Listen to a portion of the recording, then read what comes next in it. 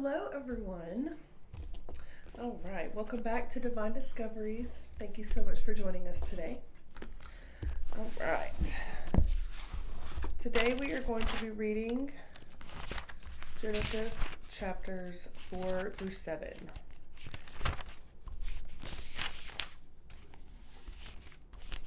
All right.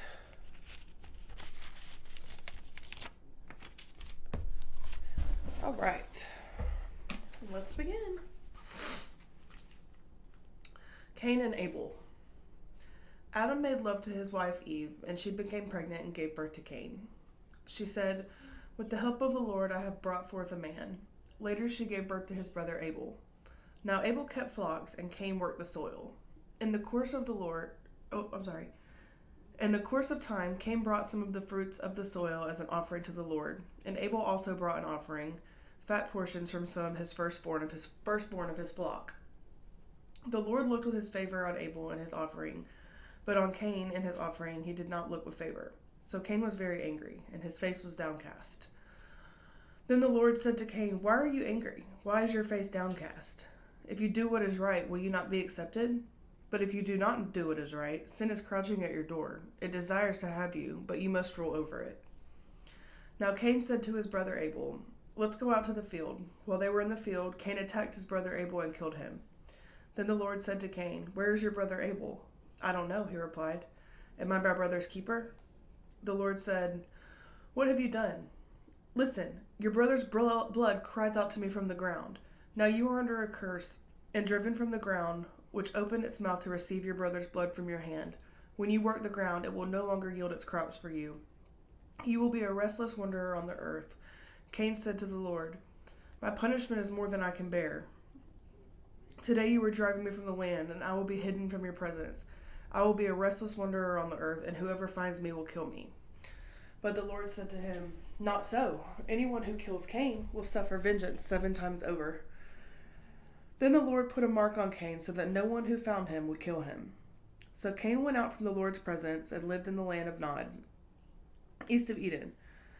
Cain made love to his wife, and she became pregnant and gave birth to Enoch. Cain was then building a city, and he named it after his son Enoch. To Enoch was born Arad, and Arad was the father of...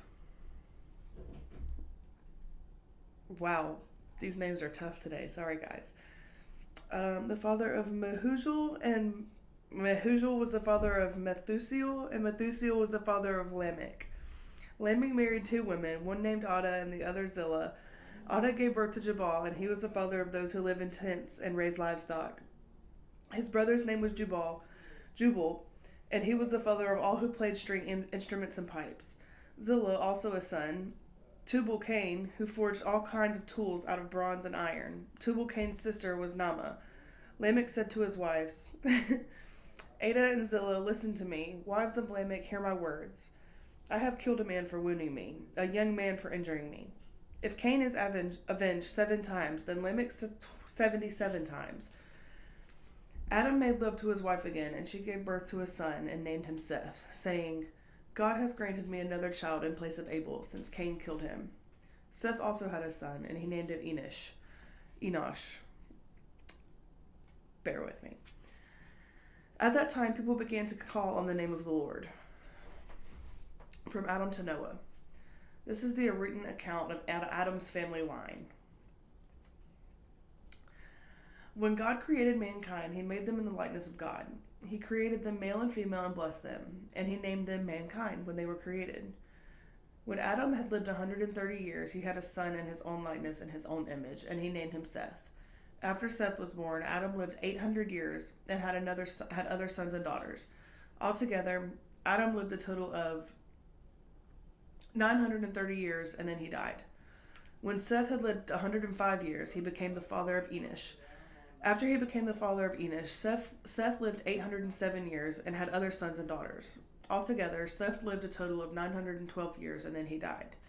When Enosh had lived 90 years, he became the father of Kenan. After he became the father of Kenan, Enosh lived 815 years and had other sons and daughters. Altogether, Enosh lived a total of 905 years, and then he died. When Kenan had lived 70 years, he became the father of Mahalalel.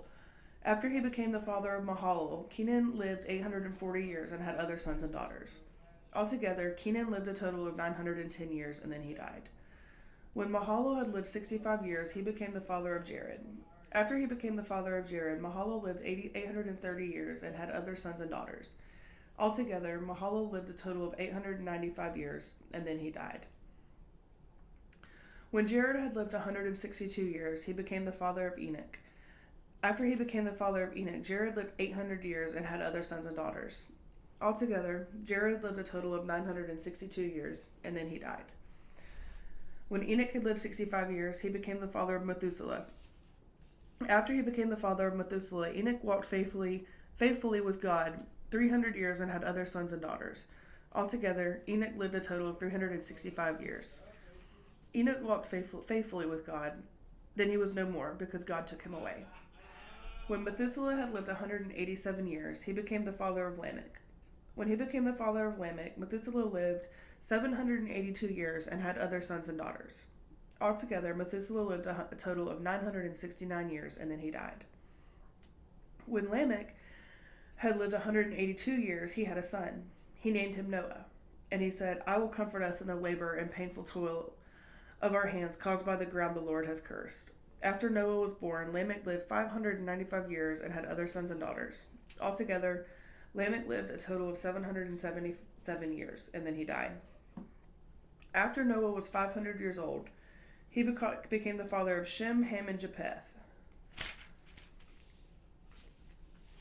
The wickedness of the world.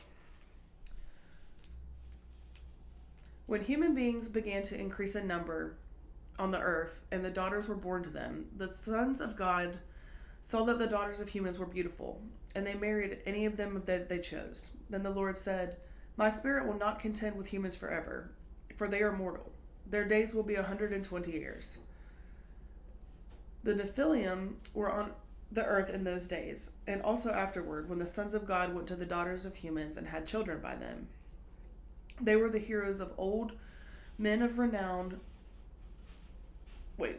They were the heroes of old men of renown. The Lord saw how great the wickedness of the human race had become on the earth, and that every inclination of the thoughts of the human heart was only evil all the time. The Lord regretted that he had made human beings on the earth, and that his heart was deeply troubled. So the Lord said, I will wipe from the face of the earth the human race that I have created, and with them the animals, the birds, and the creatures that move along the ground, for I regret that I have made them. But Noah found favor in the eyes of the Lord. Noah and the flood. This is the account of Noah and his family. Noah was a righteous man, blameless among the people of his time, and he walked faithfully with God. Noah had 3 sons, Shem, Ham, and Japheth. Now the earth was corrupt in God's sight and was full of violence. God saw how corrupt the earth had become, for all of the people on earth had corrupted their ways. So God said to Noah, I am going to put an end to all people, for the earth is filled with violence because of them. I am surely going to destroy both of them in the earth. So make yourself an ark of cypress wood. Make rooms in it and coat it with pitch inside and out. This is how you are to build it. The ark is to be 300 cubits long, 50 cubits wide, and 30 cubits high. Sorry, had some technical difficulties. Let's backtrack a little bit. Okay. Where were we? I'm going to bring floodwaters onto the earth to destroy all life under the heavens, every creature that has the breath of life in it. Everything on earth will perish. But I will establish my covenant with you, and you will enter the ark. You and your sons, and your wife and your sons' wives with you. You are to bring into the ark 2 of all living creatures, male and female, to keep them alive with you. 2 of every kind of bird, of every kind of animal, and of every kind of creature that moves along the ground will come to you, to be kept alive. You are to take every kind of food that is to be eaten and store it away as food for you and for them. Noah did everything just as God commanded him. The Lord then said to Noah, Go into the ark, you and your whole family, because I have found you righteous in this generation. Take with you 7 pairs of every kind of clean animal, a male and its mate, and 1 pair of every kind of unclean animal, a male and its mate. And also 7 pairs of every kind of bird, male and female, to keep their various kinds alive throughout the earth. 7 days from now I will send rain on the earth for 40 days and 40 nights, and I will wipe from the face of the earth every living creature that I have made. And Noah did all that the Lord commanded him. Noah was 600 years old when the floodwaters came on the earth, and Noah and his sons and his wife and his sons' wives entered the ark to escape the waters of the flood. Pairs of clean and unclean animals, of birds, and of all creatures that move along the ground, male and female, came to Noah and entered the ark, as God had commanded Noah. And after the 7 days, the floodwaters came onto the earth. In the 600th year of Noah's life, on the 17th day of the 2nd month, on that day, all of the springs of the great deep burst forth, and the floodgates of the heavens were opened, and rain fell on the earth 40 days and 40 nights. On that very day, Noah and his sons, Shem, Ham, and Japheth, together with his wife and the wives of his 3 sons, entered the ark. They had with them every kind of wild animal according to its kind, all livestock according to their kinds, every creature that moves along the ground according to its kind, and every bird according to its kind, everything with wings. Pairs of all creatures that have the breath of life in them came to Noah and entered the ark. The animals going in were male and female of every living thing, as God had commanded Noah. Then the Lord shut him in. For 40 days the flood kept coming on over the earth. And as the waters increased, they lifted the ark high above the earth. The waters rose and increased greatly on the earth, and the ark floated on the surface of the water. They rose greatly on the earth, and all of the high mountains under the entire heavens were covered. The waters rose and covered the mountains to a depth of more than 15 cubits. So for those wondering, a cubit is about 23 feet or 6.8 meters. Okay, so the waters rose and covered the mountains to a depth of more than 15 cubits. Every living thing that moved on land perished. Birds, livestock, wild animals, all of the creatures that swarm over the earth, and all of the mankind. Everything on dry land that had the breath of life in its nostrils died. Every living thing on the face of the earth was wiped out. People and animals, and the creatures that move along the ground, and the birds, all were wiped from the earth. Only Noah was left, and those with him in the ark. Okay, friends, so that was the end of Genesis chapters 4 through 7. So, same as yesterday, I do have a couple of reflection questions that I'm going to read aloud.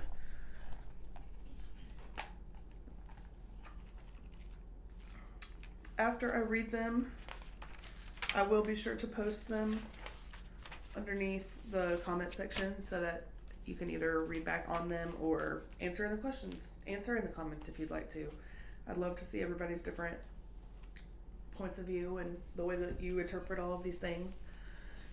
Okay, so question 1. What does the story of Cain and Abel reveal about the nature of sin and its consequences? What does the difference between their offerings teach us about the importance of the right motives in worship? How does the contrast between Cain's descendants and Seth's line highlight the ongoing struggle between good and evil? What can we learn about the way Cain's descendants developed various skills and technologies even though they were not aligned with God?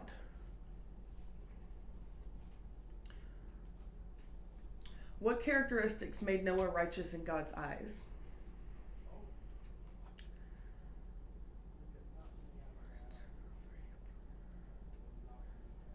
Question 6. How does the flood represent the way God feels about wickedness and his commitment to saving the faithful people? Just 2 more. What are some practical ways that you can apply the lessons from Noah's story into your own life? Last question. How can we discern the crouching sin in our lives and actively choose to resist it?